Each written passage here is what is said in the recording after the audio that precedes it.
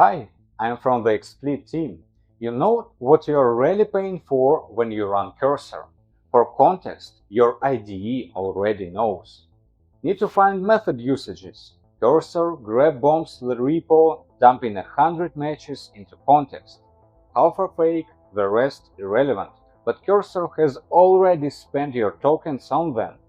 Explyt calls find usages from the IDE and gets a precise list of real references. And if the project uses a private library, Cursor starts guessing its API. Explyt opens the decompiled dependency code for the exact version used in the project. Tokens go into actual work, not into reading grep garbage. Refactoring. Cursor reads entire files and searches for text matches, sending dozens of files from the model just to rename one thing. Massive token spent and the result is still imprecise.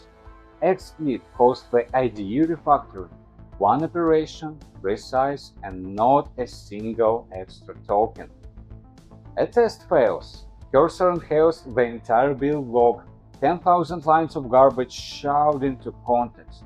You are burning a ton of tokens on noise instead of fixes. Explyt runs tests with coverage measurement and gets a structured result from the IDE. Which test failed, which tag trace, which line.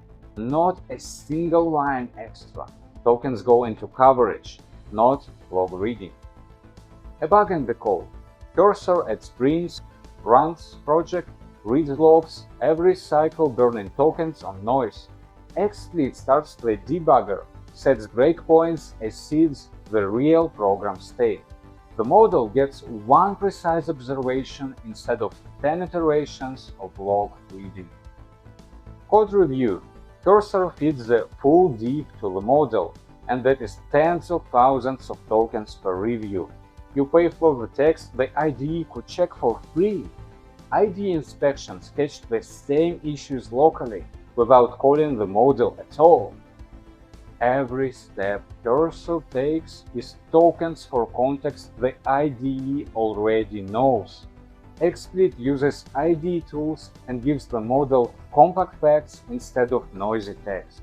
Fewer tokens per task, a lower API bill. Try Explyt in your JetBrains IDE and compare token usage with Cursor on the same task. You will see the difference on day 1.